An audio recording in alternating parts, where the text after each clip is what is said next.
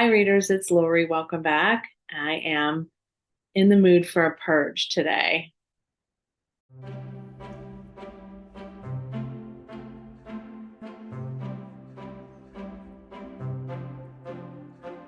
Over the years, I have acquired some books for both self-help and business development. As a coach, I have a pretty extensive library of just coaching related books that's mostly here in my office in a bookshelf.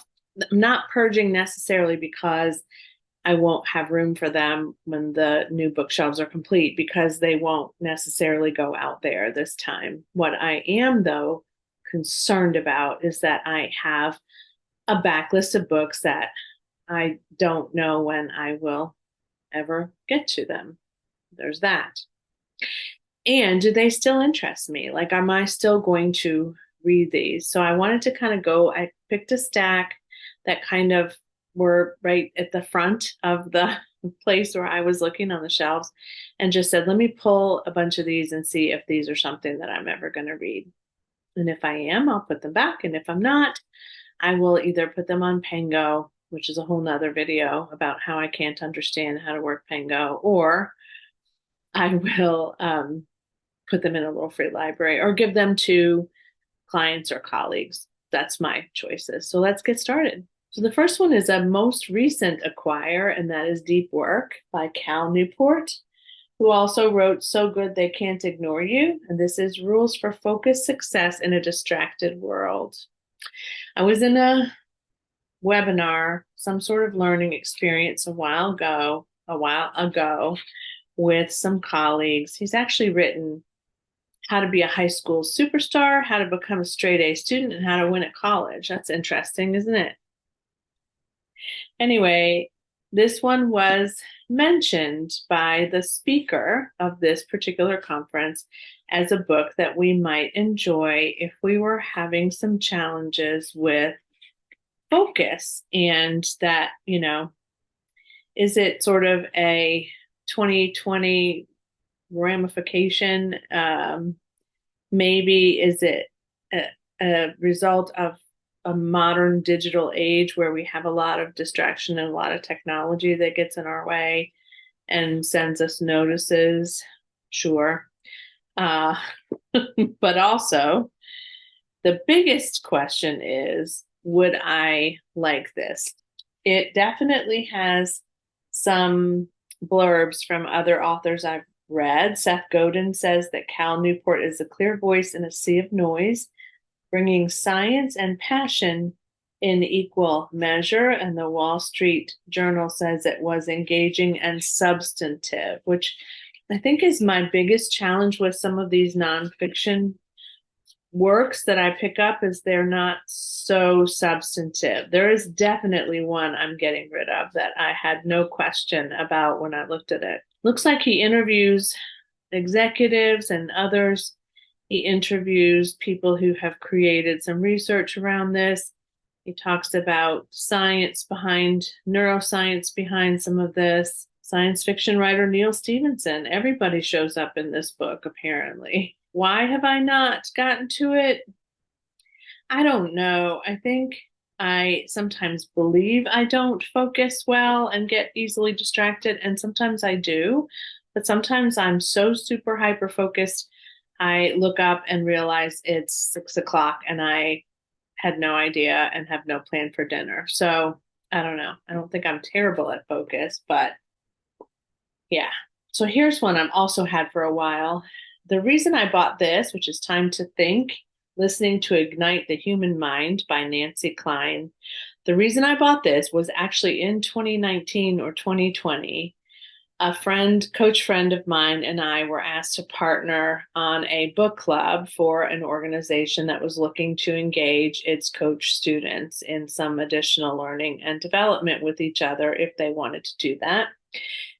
We narrowed it down to 2 books. I still have the other one on my shelf unread too, but this was one of them. And it got a lot of, kind of blurbs as well. Somebody from Xerox said it's a way of being in the world. A lot of coaches I know have really liked it.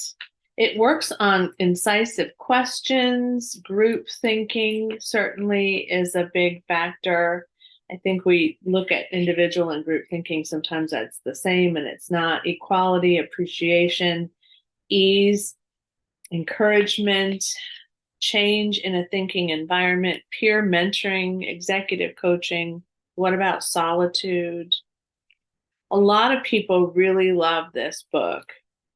It has fairly small print, which is sometimes lately tricky for me as I fuss with this situation with my eyes that will get better at some point. They tell me that once he takes the cataracts out, my vision, because I'm nearsighted, typically I can't see far, but I'm currently farsighted as well. But they say that actually goes away. So that's that, Nancy Klein. I think I could. We disbanded the whole idea of the book club when the girl I was working with moved and just didn't have the bandwidth, and so we said no, we couldn't do it at that time. But I really kind of want to reach out to her and see if she read it because we both bought it straight away, as they say. Here's another one. I had a student in one of my courses one time recommended this book to me, Ask for More, 10 Questions to Negotiate Anything by Alexandra Carter, who is a director of the Columbia Law School Mediation Clinic. Why would I need mediation and negotiation, you ask? Never do, really. I mean, other than maybe an argument between my grandchildren now and again. 10-question framework, 5 questions for you and 5 to ask the person you're negotiating with that empowers each of us to imagine a successful negotiation where both sides emerge victorious. Stories from her career as a mediator. She looks very well known, successful. She's worked with governments, nonprofits, graduated with honors from Georgetown, Fulbright scholar. But again, I'm just not sure that this is practical for me in terms of usage because I just don't negotiate. I don't negotiate with my clients. I don't have to negotiate for fees or agreements. I mean, I just don't. It would be a great gift for someone who needed this book, wouldn't it? It's brand new. I mean, this might be the first time I've ever cracked it open. I'm even just sad to say that. This whole video is making me sad. Second Wind by Dr. Bill Thomas, navigating the passage to a slower, deeper, and more connected life. All right. I used to work for, look, it's signed. Eden is a garden that grows people. Okay. Now I'm sentimental. I used to work for an organization that you're probably familiar with. It's a national organization, and it is the Association for Retired People, the American Association for Retired People, otherwise known as AARP. And I only worked for AARP for a couple of years because my job got eliminated, and they actually gave me a severance, which led to me becoming a full-time coach, but that's a whole nother story. While I worked for AARP, my mother we worked out for her to live in an assisted living situation, independent for the most part, with some assistance during the day and monitoring if she took her meds. It was the start of our knowing that my mother could no longer live on her own because she had some sort of a brain dysfunction, dementia, or a result of an injury that she'd had. So she needed someplace to live nearby one of us to recover and to see if we could get her brain functioning back to the way it was. We could not, and she did indeed end up having a diagnosis of Alzheimer's later. But Dr. Bill Thomas, let me see if it says what he's done, because I know what he's done, but I don't want to say it wrong. Yes, he co-created the Eden Alternative, which is an international nonprofit, and the Greenhouse Project to revolutionize the care of elders. And I saw him speak, and I was so enamored by him. My minor, by the way, this is a lot about me, but I'm just going to explain it to you because it'll make sense, is in gerontology. So I had not necessarily worked with that population of people until I mean, on and off again, but not consistently until I was with AARP. Eden Alternative is an amazing program, if it's hopefully still going strong, that supports how elders are best cared for in these kinds of living environments and by their families. But essentially, Eden Alternatives are alternative ways of caring for elders so that they're not institutionalized and they're not treated badly, and they're engaged with each other and they're supported and they make decisions about their care, and they're on a committee that makes decisions about the overall care of the company or the place that they're in, which I think is fantastic. And there's nothing better than his project. Have I ever read this though? No. I think I cracked it open. I used to run a caregiving study or caregiving group with some caregivers, and I think we talked about it too. But let's look at some of what we could look forward to learning in Second Wind. He's also written at least eight other books, at least at the time this was published. Okay, I can't do this without my glasses. The First Crucible, The Rise to Power. This is interesting, the way he's got this out. Watson versus Spock, Youthquake, The Cult of Adulthood, Efficiency Porn. I love that. He's a funny guy. Denialism, Realism, Enthusiasm, Rust Never Sleeps, Saging, Deep, Connected, Uncommon Sense, Croning. Jane Pauley blurbs. He'll challenge the way you think about the future and you'll want to make the journey with him. Okay, I have decided, just telling you about this, that I'm going to keep this one. That was an easier decision than I thought it would be. I'm keeping that one. I think Bill and I have some more work to do together, just not at AARP.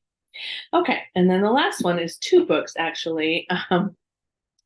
Yeah, Renee Brown. Okay, I have to admit I might be the only person who is not a Renee Brown devotee. I don't dislike Renee Brown.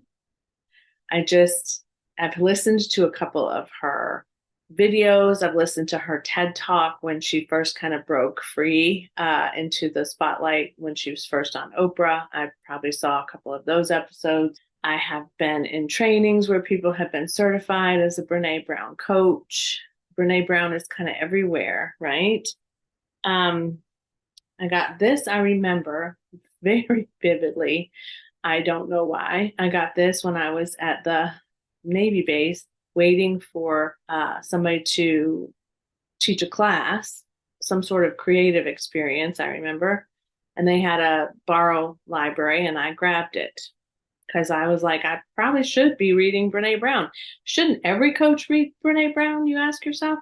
I don't know, but apparently this one hasn't found her way to doing that yet. And then The Gifts of Imperfection, I may have ordered this one. I just really don't remember, but this is Let Go of Who You Think You're Supposed to Be and Embrace Who You Are, Your Guide to a Wholehearted Life. There's nothing wrong with any of these things. If you're brave enough, often enough, we will fall. This is a book about what it takes to get you back up. A lot of people love this woman, Daniel Pink, who I have read a book by, Harriet Lerner, who's the author of The Dance of Anger and The Dance of Connection, Allie Edwards, who's an artist in the paper crafting industry. I'm very familiar with Allie Edwards. It's very interesting that she blurbs this. Again, nothing against Brene Brown, mind you. I've just never picked these up. The Physics of Vulnerability, Civilization Stops at the Waterline, The Reckoning, The Rumble, Sewer Rats and Scofflaws, The Brave and Brokenhearted, Composting Failure, You Got to Dance with Them That Brung You. And this one is Guideposts, Cultivating Self-Compassion. This would be a fast, easy read. Cultivating Gratitude and Joy, Cultivating a Resilient Spirit, Cultivating Authenticity, which I really do work a lot with my clients on, recognizing and leveraging the things that get in the way. Okay, I think I'm going to keep these. I think I'm going to prioritize this one first because obviously if I don't love this, then I probably won't get through this, right? So I think I'm going to keep the two of these, but I'm going to maybe add that to next year's nonfiction. I'm not going to keep this. I don't need to negotiate anything really. I think I am still interested in Nancy Klein. However, if I haven't read Nancy Klein or Renee Brown by the end of the year, I'm going to unhaul something. That's truth. If I don't read either this or part of this by the end of the year, I'm going to unhaul.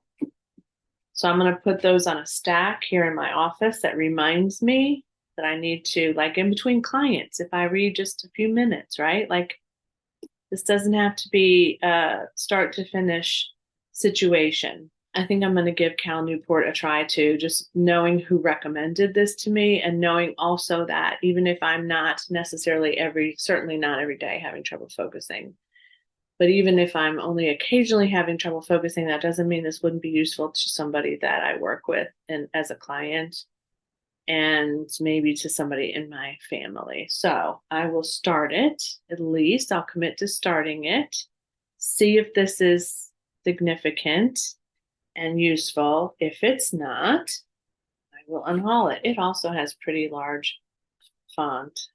I mean, people say a handful of people say it's really good.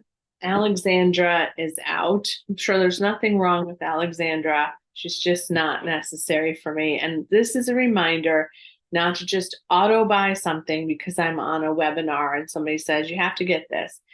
Cal is a keep for now and prioritize him after I prioritize this and this just to see if these are worth keeping. So then after that, I can get to Cal, decide if Cal is worth keeping, and I'm definitely going to keep Bill for a while, Dr. Bill, because he took the time to sign my book and was sweet and kind to me. And I'm aging, and my friends are aging, and my friends' family members are aging. So this needs to stay in my library, and probably I need to read that too. So I'll put this stack somewhere where I can see it. Okay.